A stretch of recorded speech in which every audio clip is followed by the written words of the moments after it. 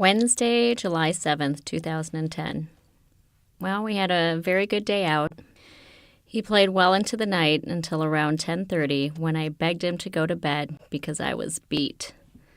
Most of the night was spent playing with Nick's new airbender toys and Nick wanting to show off his new martial arts skills. Sadly, only about a month or so after Nick told me he wanted to drop the Nick part of his name and just go by Batman, he has now instructed me that he is now to be called the Last Airbender. Not exactly catchy. Don't know how long this will last, but I have to say I'm in love with this little man with so much personality and wit. Tomorrow will be bittersweet. Nick will start on his chemo regimen. The procedure I have been praying for all these years will now become a reality.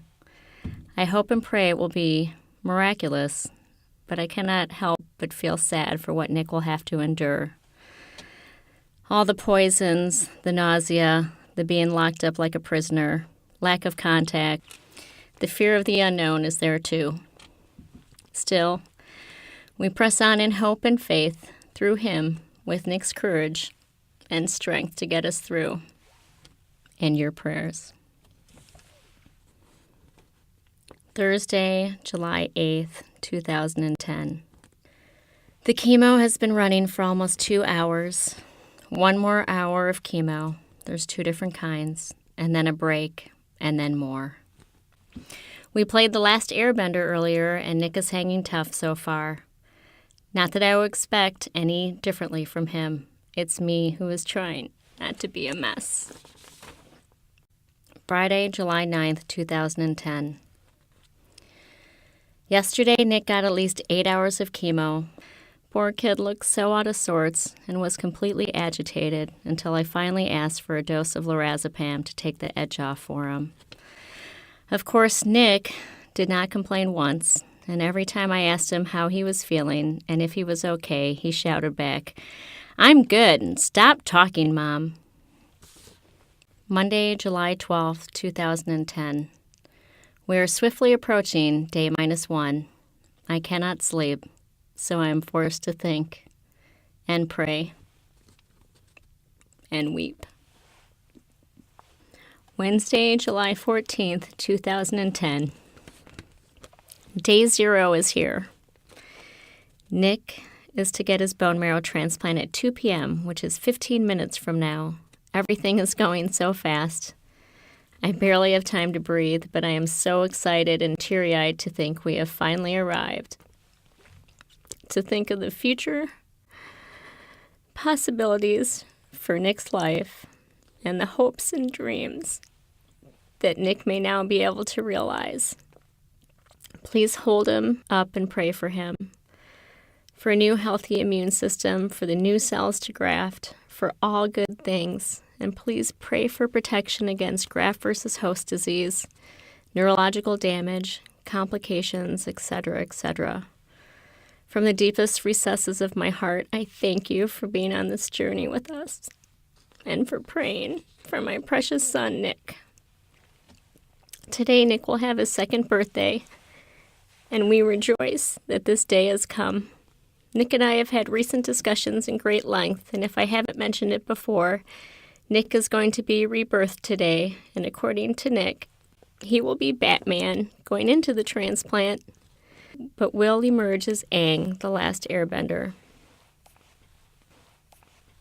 Saturday, July 17th, 2010. Day +3. Wow. So many people, both professionals and parents alike, told me that the bone marrow transplant procedure was so uneventful and anticlimactic. I understood, after all, that basically it was like a blood transfusion done in the room, except it was pushed manually into his line instead of by a machine. The event was so much more than that. It felt completely powerful. The donor cells come in a bag, which they routinely ask the patient to name.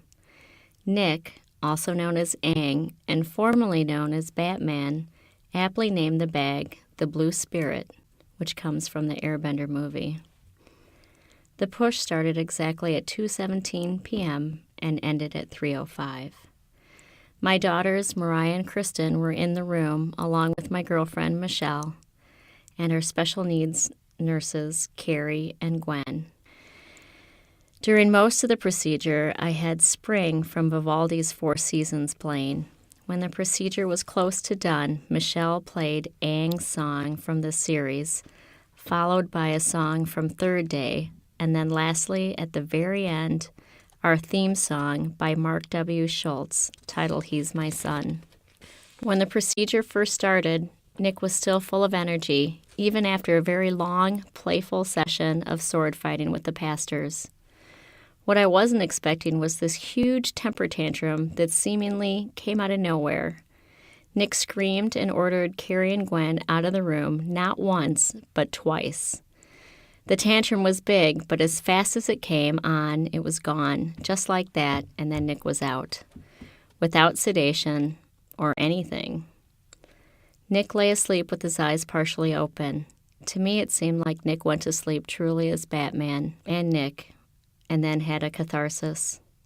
He slept through the whole rest of the procedure and then sat up 5 minutes after like he was wide awake and then went back down for a little while. Michelle and I wept quietly through the entire procedure. It's as if you could feel something or someone. Was it God? Jesus? The Holy Spirit? It felt like they were in the room with us. The room felt alive.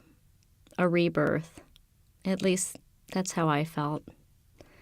Afterward, I truly felt like I needed to be debriefed or I needed to decompress. About an hour after the BMT ended, my husband Sean and my daughter Leilani arrived.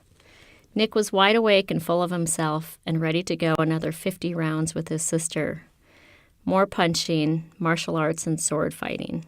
He even gave one of his sisters a bloody nose. This from a boy who just had 7 days of intense chemotherapy and ATG conditioning and a bone marrow transplant. Have a great weekend and enjoy the simple pleasures life has to offer. Love on one another. In love and hope, Amylynne and Aang.